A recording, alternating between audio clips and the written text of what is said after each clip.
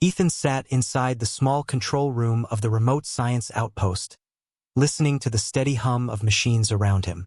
The outpost stood on a quiet moon far from busy trade routes, and days often passed without a single alert. But tonight felt different. The silence outside seemed heavy, as if the moon itself was holding its breath. Ethan rubbed his eyes and checked the scanner again. A blip had appeared an hour ago, then vanished, then returned stronger.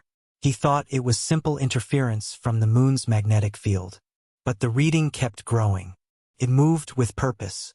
It moved with speed. Laura walked into the room holding a mug of hot coffee. She noticed the tense look on Ethan's face and set the mug down slowly. She had worked with him for 3 years and knew when something serious was happening. "Is it another false alarm?" she asked. Ethan shook his head. "I wish. You should take a look at this." Laura leaned over the console. The display showed a large cluster of signals forming a tight pattern. They were still far away, but their direction was clear.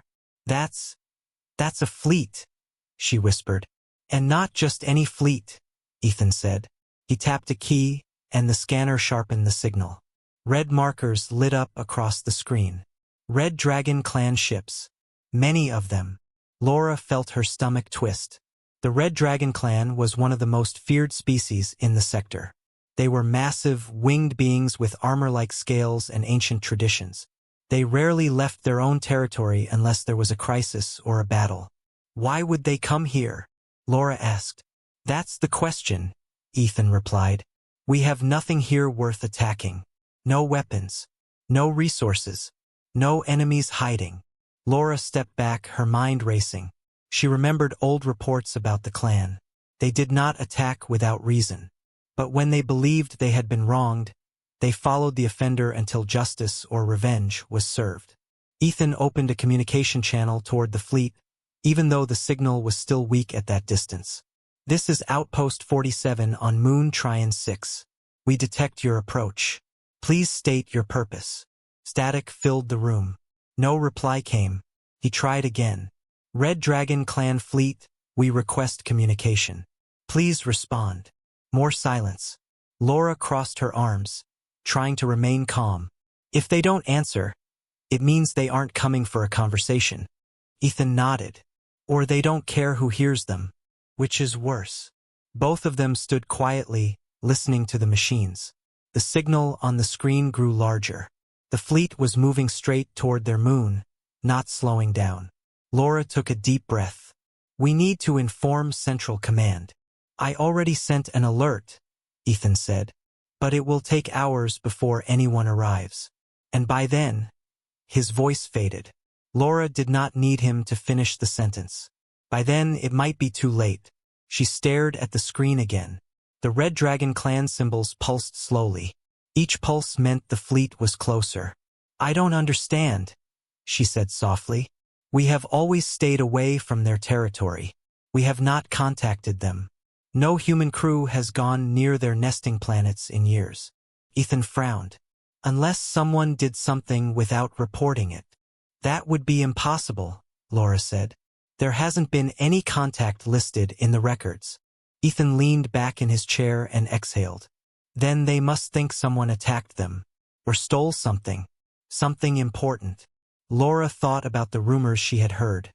Stories that the clan protected their young with fierce devotion.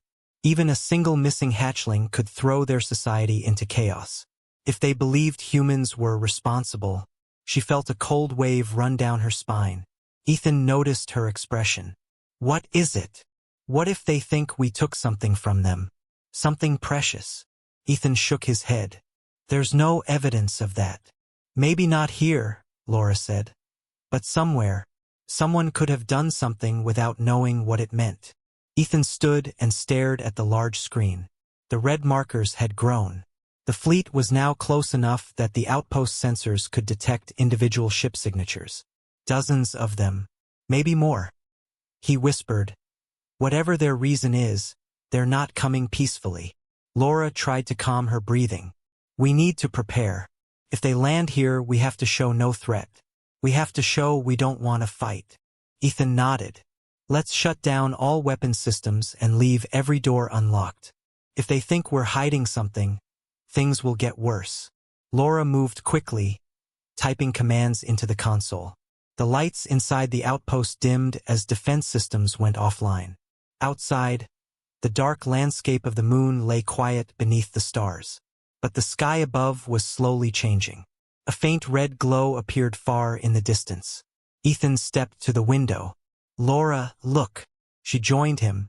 Across the horizon, shapes began to form, massive wings of metal and burning engines cutting through the darkness. The first ships of the Red Dragon clan were arriving. Ethan swallowed hard. "They're here." The outpost fell silent. The moon, once peaceful and forgotten, now waited for whatever fate the dragons had brought with them. And Ethan and Laura knew that whatever happened next would change everything. Ethan barely slept that night. The Red Dragon clan ships hovered in the sky above the moon like giant shadows waiting for the sun to rise. The outpost lights flickered as the engines from the fleet created waves of energy strong enough to interfere with their systems. Even though the dragons had not yet landed or spoken, their presence was heavy and threatening. Laura sat at the main console, reviewing every signal they received. She scanned transmissions, sensor logs, and recent reports from nearby colonies. Her hands moved quickly, but her eyes showed worry. Nothing explained why the dragons had come. As dawn slowly spread across the rocky landscape outside, a message finally arrived. It came not from the dragons but from Central Command. The message was short and tense. Several Red Dragon hatchlings had disappeared from a nesting world 2 days earlier. The dragons believed humans were responsible. Laura read the message twice, then handed the tablet to Ethan. He stared at it with disbelief. "We had nothing to do with this," he said. "We know that," Laura replied. "But they don't." Ethan paced the room, running a hand through his hair. The outpost was small. They had only 2 research labs, a greenhouse, a few dorm rooms, and a tiny hangar. They were scientists, not soldiers. If the dragons thought the hatchlings were here, they were in danger. "Why would they think the hatchlings are on this moon?" Ethan asked. Laura shrugged. "Maybe they traced a trail here. Maybe their sensors picked up something connected to human activity. Or maybe they think someone hid the hatchlings somewhere out here." Ethan leaned over the console. "Let's run a full scan of the moon. If there's anything unusual, we need to know." Laura nodded and began tapping commands. The scanner activated, sending a slow wave through the surface of the moon. The screen filled with data as the signal spread farther. Minutes passed. Ethan stood behind Laura, waiting, his nerves tightening with every second. The scan returned normal readings: rock, ice, old mining tunnels, and their own outpost. Nothing else. "No life signs except us," Laura said. "Nothing that even looks like a hatchling." Ethan sighed with relief, but the worry remained. The dragons won't believe this. They will search everything themselves. And if they think we're hiding something, Laura finished his sentence quietly, they will burn the outpost to the ground. A sudden loud rumble shook the building. Dust fell from the ceiling as the walls vibrated. Ethan and Laura rushed to the window. One of the larger dragon ships descended slowly, its wings glowing red from heated engines. The ship hovered above the ground, turning in a slow circle as if scanning the area. "They're getting ready to land," Ethan said. Laura stepped away from the window. "We need to prepare for direct contact. They will want answers, and we don't have many." Ethan nodded. "Let's gather everything we know about the missing hatchlings. If we show them we're trying to help, maybe they will listen." Laura opened a file containing reports from Central Command. The information was limited. The hatchlings had been seen last inside their nesting cave. When the caretakers returned, the infants were gone. No signs of struggle, no tracks, no broken stone. It was as if they simply vanished. Ethan frowned. That doesn't sound like a human attack. Humans would leave some kind of trace. Footprints, heat signatures, anything. "Exactly," Laura said. "This looks like something else entirely." Ethan thought for a moment. Could they have gotten into a pod? Maybe an escape pod malfunctioned. Laura shook her head. Their hatchlings don't use human-style pods, and even if they did, the dragons would know. Their technology tracks every pod. They would see it. Ethan stared at the data again. Then something strange happened. Something neither we nor the dragons understand. She nodded. But how do we explain that to a fleet ready for revenge? Before Ethan could answer, the floor shook again. Through the window, they saw the ship landing. Dust clouds rose around the enormous vessel. The metal wings folded inward, and the engines dimmed. Ethan took a deep breath. We need to step outside. If they come in here looking for us, they might think we're hiding. Laura swallowed hard but nodded. Together, they walked toward the airlock. As the outer door opened, warm red light washed over them. The dragon ship towered above like a giant predator. The ground trembled as its ramp began to lower. "Stay calm," Laura whispered. Ethan nodded. "We show respect. No sudden movements. No threats." A group of red dragon warriors stepped out of the ship. They were enormous, their scales glowing faintly like embers. Their eyes locked onto the humans with fierce intensity. At the front stood a tall dragon with dark crimson scales and wings that shimmered like metal. This one was clearly a leader. The dragon spoke, its voice deep and sharp. "Where are our young?" Ethan opened his mouth, but no sound came. The question echoed through the air. Laura stepped forward slowly. "We don't know, but we are here to help. We had nothing to do with their disappearance." The dragon lowered its head toward her, breathing hot air across the ground. "Humans lie." Laura felt her knees weaken but held her ground.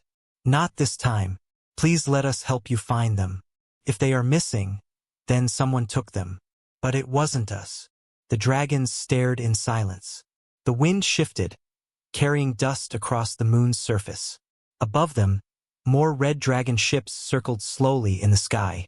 And far away, on the other side of the moon, a lone human named Adam walked through a canyon, unaware that he carried the missing hatchlings with him. Adam walked along the narrow canyon path with slow, careful steps. The morning air was cool, and the sky above the tall rock walls was only a thin strip of pale blue. He carried a small pack on his back and a scanner in his hand.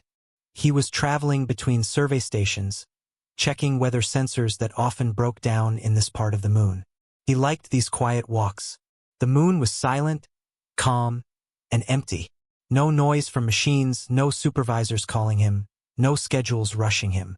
Only the sound of his boots on the dusty ground and the wind moving through the rocks. As he walked, the scanner beeped softly. It picked up a weak energy reading somewhere ahead. Adam frowned. There were no stations in that direction, and no ships should have landed there. He tapped the scanner, thinking it might be a glitch. The signal grew stronger. "That's strange," he muttered. Curious, he followed the path deeper into the canyon. The reading led him to a small open area where the canyon walls widened slightly. At first, he saw nothing unusual. Then, behind a pile of broken stones, he noticed something metallic. Adam moved closer. A small escape pod rested against the canyon wall, its surface scorched and dented. It looked damaged, as if it had crash-landed. The design was unfamiliar, not human, not from any nearby colony. The symbols on the metal had sharp curves and glowing lines. He knelt beside it and placed a hand on the hull. It was warm. "Someone's inside," he whispered. The pod gave a soft hiss, and the door slid open a few inches before sticking halfway. Adam pulled it with both hands until it finally opened enough for him to look inside. At first, he thought he was looking at small animals. But then he realized the truth. Inside the pod lay 3 tiny creatures. Red scales. Small wings curled around their bodies. Their eyes were closed, and they breathed slowly. They were dragon hatchlings. Adam froze in shock. He had seen pictures of dragons before, but never this close. And never this small. One of the hatchlings stirred and let out a weak sound. Another shifted and pressed against the first. They looked frightened, tired, and cold. Adam looked around the canyon. No adults. No tracks. No signs of whoever had sent the pod. "You poor things. What happened to you?" he whispered. The hatchlings shivered. Adam felt a sudden pull in his chest. He didn't know much about dragons, but he knew these little ones would not survive long out here. He removed his jacket and gently wrapped it around them. They were warm to the touch but clearly exhausted. The moment the jacket covered them, the hatchlings stopped shaking. Adam sat on the ground and thought through the situation. The nearest outpost was still hours away. Should he call for help? Should he stay here and wait? What if the dragons came looking for them? He imagined giant red dragons appearing over the canyon, seeing him near their babies. That would not end well. He sighed. I can't leave you here. You need shelter, and food, and warmth. He lifted the pod door further and gently reached inside. One by one, he picked up the hatchlings. They were surprisingly light. They made little noises, almost like soft chirps, but none tried to bite or claw him. It's okay, Adam whispered. I'll keep you safe. He placed them inside his pack, leaving it open so they could breathe easily. They curled together and rested again. Adam stood and looked around. I have to get you to my shelter. It's the only place close enough. His shelter was a small maintenance cabin built near the old mining tunnels. It wasn't much, just a cot, a heater, and a storage unit, but it was better than leaving the hatchlings out in the open. He started walking, checking the scanner every few minutes. The strange energy reading came from the pod, but now that the hatchlings were moving with him, the signal moved too. After an hour, one hatchling poked its head out of the pack. It stared at Adam with bright golden eyes. Adam stopped walking and smiled nervously. Hey there, are you hungry? The hatchling chirped again. It didn't sound threatening. It sounded like a frightened child. Adam gently reached in and scratched its head. The small dragon leaned into his hand and let out a soft rumble. Adam laughed quietly. You're not so scary. I think you and I will get along. As he continued the long walk to his shelter, Adam remained unaware of the danger growing across the moon. He did not know about the Red Dragon clan ships. He did not know their warriors were searching. He did not know they believed a human had taken their young. He only knew that 3 small lives now depended on him. He tightened the straps of his pack and walked faster, hoping he could reach the cabin before nightfall. The canyon wind picked up behind him, sweeping dust across the ground. Far above, the Red Dragon ships moved slowly through the sky, hunting for their missing hatchlings. And Adam, the only human who had found them, kept walking, unaware that the entire dragon clan was heading straight toward him. Adam reached his small shelter just as the sun began to set behind the rocky hills.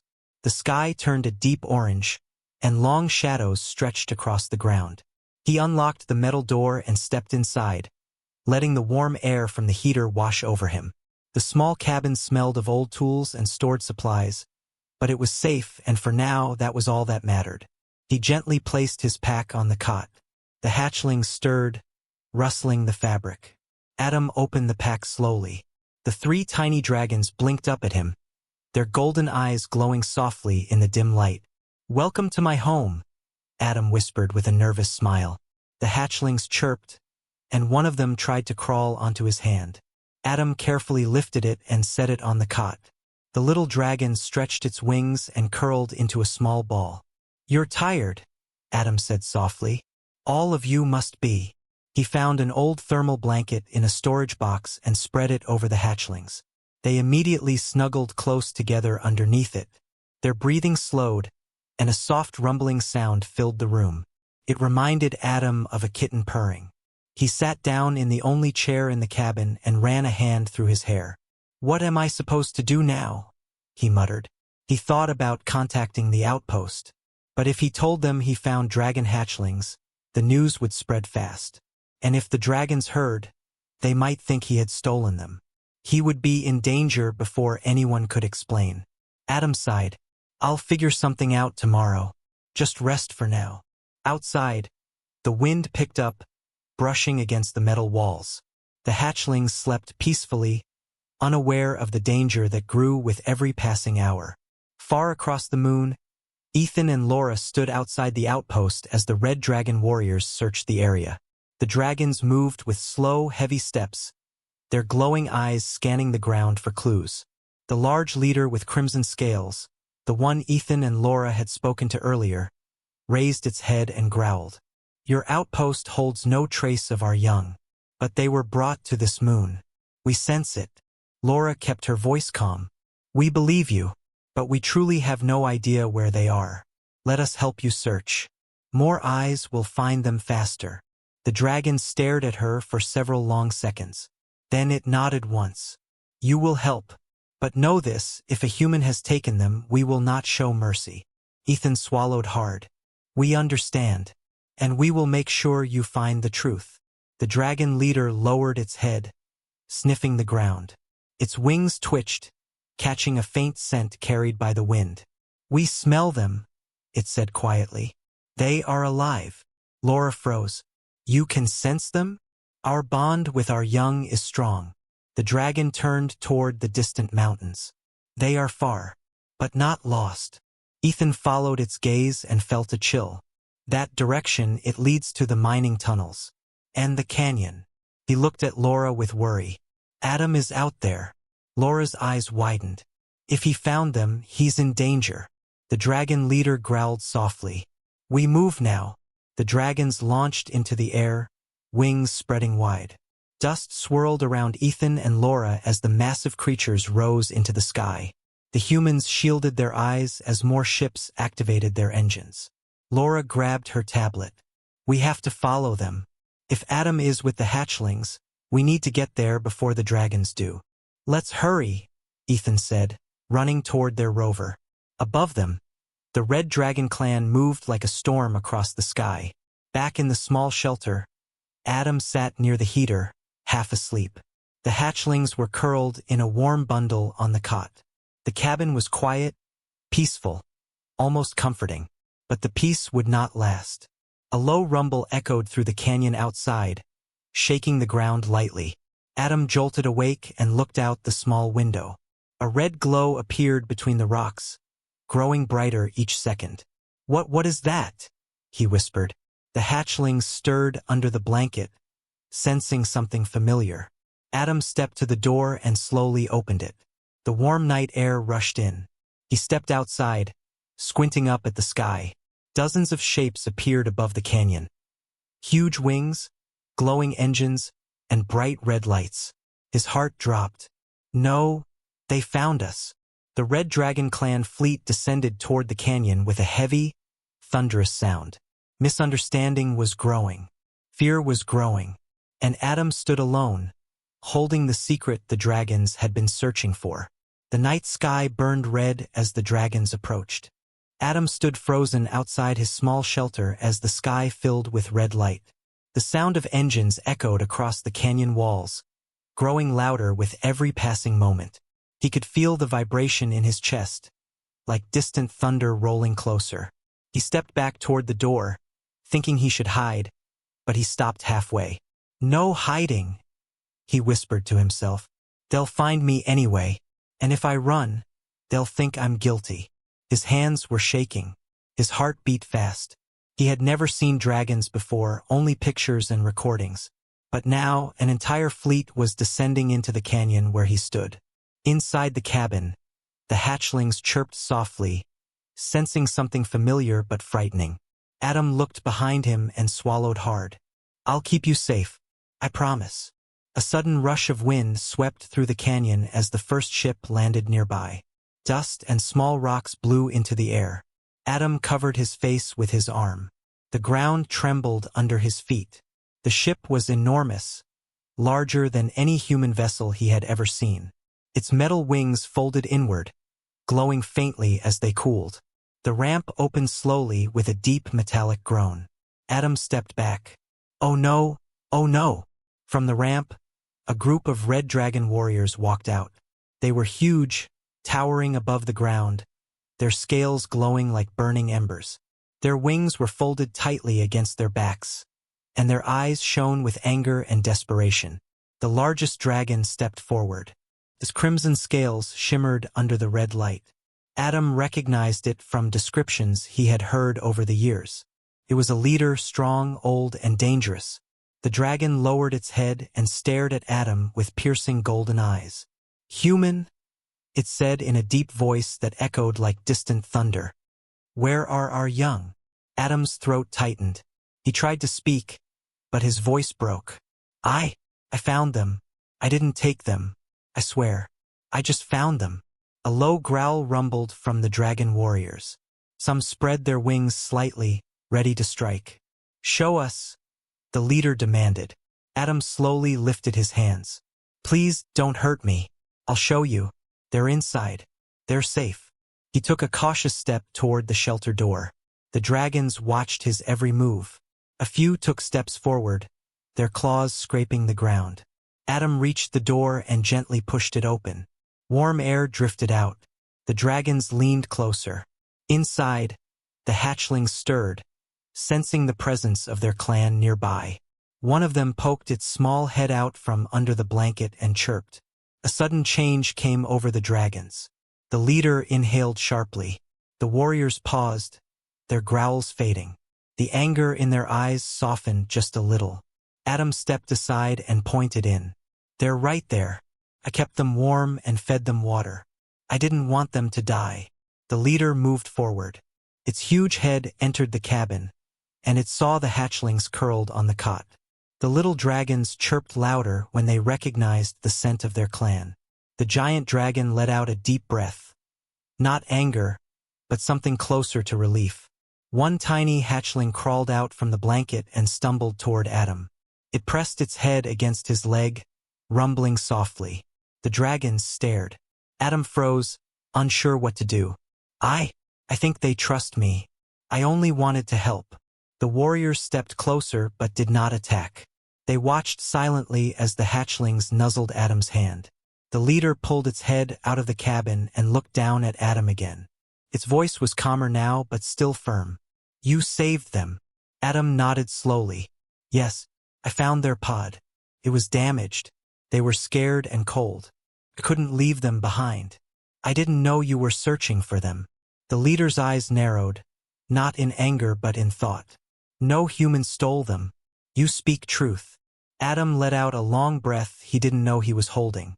But the moment of calm ended quickly. More dragons arrived, landing around the canyon. They formed a wide circle, trapping Adam between them. Their voices rose, worried, angry, confused. One dragon snarled, pointing a claw at Adam. He has them. A human holds our young. How can we trust him? The leader held up a wing to silence them. He did not take them. He protected them. Our young live because of him. The dragons murmured but did not step back. Adam looked around nervously. Please, I only want to return them safely. At that moment, the roar of an engine echoed through the canyon. A small rover appeared on the ridge above. Ethan and Laura climbed out, waving their arms. Adam, don't move. We're coming, Laura shouted. The dragons turned their eyes toward the newcomers. Adam felt his stomach twist. Great. Now things will get even more confusing. Ethan and Laura hurried down the rocky slope. Ethan raised his hands. Please, don't harm him. We came to explain. The leader dragon stepped forward. Explain what? Our young were taken and carried across the moon. Laura shook her head firmly. No, they ended up here by accident. Adam didn't steal them. He protected them. The dragons looked between the humans, confused and cautious. The leader finally spoke again. Then we must learn the truth. Something took our hatchlings from their nest. Adam looked at the pod, then at the dragons. And whatever did it, it's still out there. The canyon fell into silence. The dragons exchanged worried glances. The confrontation had ended, but the mystery had just begun. Adam felt the ground tremble under him as the dragons stood around the small shelter. He kept his eyes low and his breathing slow, trying not to disturb the sleeping hatchlings pressed against his chest. Their tiny claws clung to his shirt, and their warm breaths tickled his skin. He knew that moving too fast could make everything worse. The air outside grew hot with the breath of angry dragons. Heavy footsteps approached, slow and powerful. Adam could feel the presence of something huge standing just a few feet away. He did not dare look up yet. He waited, holding the young creatures gently. For a long moment, no one spoke or moved. The only sound was the soft wind blowing dust across the ground. Adam finally lifted his eyes just enough to see a shadow fall over him. It was massive, shaped like wings and claws. Then a voice, deep and cold, filled the space. "Human, step away from our young." Adam swallowed hard, but he did not move. "They are sleeping," he said softly. "If I move too fast, I might wake them. I did not harm them. I only kept them safe." He heard a low growl, not out of anger, but confusion. The dragons shifted their positions, their scales scraping against stone. One of them let out a soft sound, something like a question. Adam slowly raised one hand and showed it was empty. "I found them alone. They were scared, cold. I just wanted to help." Finally, the tallest dragon stepped forward. She was larger than the others, with deep red scales that shimmered in the dim light. Her wings folded behind her, and her golden eyes studied the human closely. This was Varash, the leader of the Red Dragon clan. She lowered her head until her face was level with Adam. The heat from her breath washed over him, but she did not roar. Instead, she stared at the hatchlings curled on his chest. One of the infants stirred, lifting its small head. It blinked sleepily, then nuzzled closer to Adam, letting out a tiny chirp of comfort. The reaction was instant. A ripple went through the dragons. Their anger faded into shock. A few of them lowered their weapons. Some took a step back. Varash's eyes widened slightly. "They trust you," she said quietly. Adam nodded. "I kept them warm. They were afraid when I found them. They stayed close to me all night." Varash moved even closer, and Adam felt the ground shake under her weight. She brought her huge claw forward and gently touched one of the hatchlings, making a soft rumbling sound in her throat. The young one chirped back. It was a greeting. Varash pulled her claw back and looked at Adam again. "No human has ever touched our young and lived. Yet they sleep on you as if you are one of us." Adam could feel his heart pounding, but his voice stayed calm. "Maybe they knew I wouldn't hurt them." Behind Varash, several dragons exchanged confused glances. They seemed unsure how to react. They had come expecting a fight. Instead, they found a human cuddled by their babies. Then footsteps approached from afar. Ethan and Laura rushed toward the scene, their breaths heavy and faces filled with fear. They stopped when they saw the dragons surrounding Adam. Laura whispered, "Adam?" "Oh no." But Adam shook his head slightly. "It's okay," he said. "I think they understand now." Varash turned toward Ethan and Laura, but her expression held no anger now. "Your human found our young and protected them. We believed humans had taken them. Now we see we were wrong." Ethan let out a tired breath. "We had no idea your hatchlings were missing. We never meant any harm." Varash lifted her head high. "Our clan sought vengeance, but what we have found instead is truth." She looked down at Adam once more. "You have shown care. You have shown courage. You have shown something rare among your kind." Adam lowered his gaze, uncertain how to respond. Varash stepped back and signaled to the others. "Let the human rise. He will come to no harm." Adam slowly stood up, holding the sleeping hatchlings carefully in his arms. The dragons watched closely but did not threaten him now. For the first time since the encounter began, the air felt lighter. The tension melted away. Varash looked at the other dragons. "We will take our young home, but we will remember what happened here. The human has earned our respect." She turned to Adam. "When you are ready, place them in my arms. They will know they are safe." Adam nodded softly. It was the moment everything changed. Adam stood still as Varash waited patiently, her massive wings folded neatly behind her. He took a slow breath and gently adjusted his arms so he could lift the hatchlings without waking them. Their warm bodies were light, soft, and trusting. He moved carefully, aware that the dragons watched every small motion. One of the hatchlings made a tiny sound, a sleepy chirp, but did not open its eyes.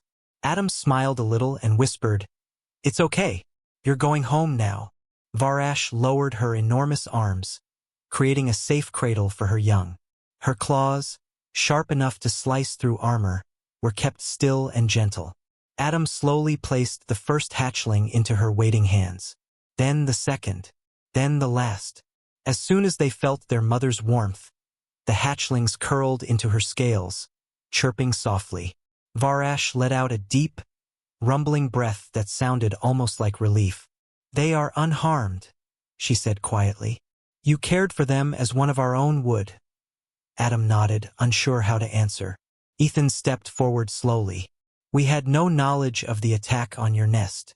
We never took anything from you." His voice was steady, but his hands trembled slightly. Varash turned her golden eyes toward him. "We believed your kind had stolen our young. Rage guided us here. But this human," she gestured slightly toward Adam, "kept them alive when they could have perished." Laura took a careful step closer. "We are glad he found them. None of us want conflict with your clan." A low murmur rolled through the surrounding dragons. Some lowered their heads thoughtfully. The anger that once filled the air had faded, replaced with confusion, curiosity, and something that felt almost like respect. Varash looked at Adam again. "Tell us what happened." "All of it." Adam swallowed and began. "I was checking the canyon routes when I saw the escape pod. I thought maybe someone needed help, so I opened it. The hatchlings were inside, scared and alone. I didn't know where they came from, but they were freezing." He paused, remembering the small trembling bodies clinging to him. "I stayed with them through the night. I kept a fire going and held them close. I just couldn't leave them." Varash listened without interrupting. The dragons around her stayed silent too, their attention fixed entirely on the human. "When morning came," Adam continued, "I thought about trying to send a signal, but then your fleet arrived. I didn't know what was happening. I only knew the young were still scared, so I stayed quiet. And then, you found me." There was another long silence. Finally, Varash spoke. "An enemy took our young. They launched the escape pod and fled before we could stop them. We assumed humans were involved because we have had disputes with your kind before. Our anger blinded us." Ethan exhaled softly. "Whoever did this tried to make us fight each other." Varash nodded. "And we followed their trap. But your actions broke their plan. The enemy expected to find our young dead or missing. Instead, they were found safe, resting in the arms of the one we believed to be our foe." Laura looked at Adam with a faint smile. "You saved their lives without even knowing who they were." Adam shrugged lightly. "They were just babies. Anyone would have done the same." Varash shook her head. "No, not anyone. Many would fear them. Many would leave them. But you chose compassion." A soft breeze moved through the canyon, lifting dust into the sunlight. The moment felt calm now, almost peaceful. One of the hatchlings shifted in Varash's arms and let out a tiny chirp. Varash responded with a gentle hum, a sound that vibrated the ground softly. "Your actions," she said, "have changed how we see humans. The stories we teach our young will now include this day. And your name, Adam, will be remembered among us." Adam blinked, surprised. "I didn't do anything special." Varash lowered her head to him once more. "You did more than you know." She lifted her wings slightly, signaling the dragons behind her. "Today bloodshed ends. Truth stands in its place." The dragons bowed their heads, every one of them. It was not a bow of fear. It was a bow of honor. Ethan whispered to Laura, "This changes everything." Laura nodded. "Yes, it does." Adam stood quietly, unsure how to react, but grateful the worst was over. He watched as the dragons slowly formed a protective circle around Varash and her young. "Come," Varash said. "Walk with us. There is more to discuss before we leave. Alliances may yet be forged from this." And so the truth had been revealed. And with it came the first spark of peace between humans and the Red Dragon clan. The Red Dragon clan began to move slowly through the canyon, their heavy steps shaking the ground in a steady rhythm. Adam walked beside Varash, still surprised that he had been invited to join them.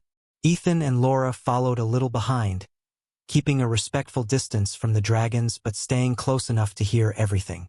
Varash carried her hatchlings carefully against her chest. Their tiny bodies rose and fell as they slept peacefully, unaware of the fear and chaos their disappearance had caused. "Your courage will not be forgotten," Varash said as she walked. Her voice was calm now, no longer sharp with anger. "Few humans have shown kindness to our young. Even fewer have risked their own lives to protect them." Adam rubbed the back of his neck. "I just did what I thought was right." Varash looked down at him. "That is exactly why it matters."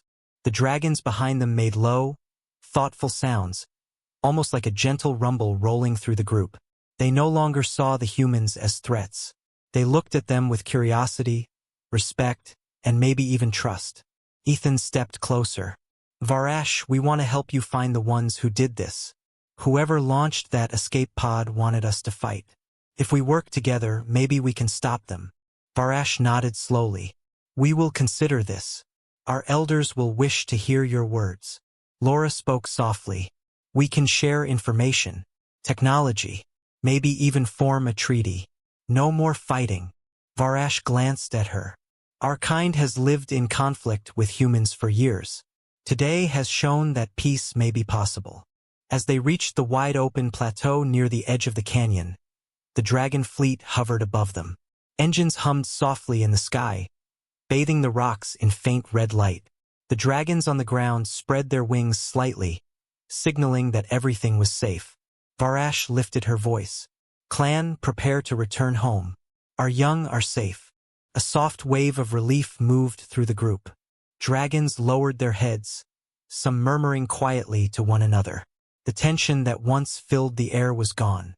Adam watched as Varash carefully placed her sleeping hatchlings into a warm, cushioned pod carried by one of the warriors. The infants chirped softly but stayed asleep. Varash turned back to Adam, Ethan, and Laura. "We will remember this day, and we will make sure our young know the truth of what you did." Adam shifted awkwardly. "I'm just glad they're okay." Varash lowered her massive head until her golden eyes were level with his. "When you need us, call. Our clan will answer. You have earned that right." Ethan raised his brow. "That sounds like an alliance." "It is the beginning of one," Varash replied. For a moment, the wind carried nothing but silence across the plateau. The sky glowed softly with the light of distant stars. Dragons and humans stood together, not as enemies, but as allies. Laura whispered, "Adam, you're going to be in history books after today." Adam shook his head with a small smile. "I hope they spell my name right." The dragons began boarding their transports, wings folding as they moved with powerful grace. Varash stepped back, preparing to leave. "Until we meet again," she said. Adam nodded. "Until then." With a powerful push of her wings, Varash rose into the air. Dust swirled around Adam as dozens of dragons lifted off, forming a bright red arc across the night sky. Their fleet engines hummed softly, growing quieter as they ascended. Ethan let out a long breath. "Well, that was something." Laura smiled at Adam. "You did more than save their young. You changed everything." Adam watched the last red lights disappear into the sky. "I just hope this really means peace." Laura nodded. "I think it does. And maybe even more than that." Adam turned toward the canyon one last time. The place where fear had nearly turned into war was now quiet again. Calm. Safe. The Red Dragon clan was gone. But a new bond had been formed. A bond built on trust, courage, and unexpected kindness. And for the first time in a long while, humans and dragons had hope for a better future. That was the end of the story. But it was also just the beginning of a new chapter for both worlds.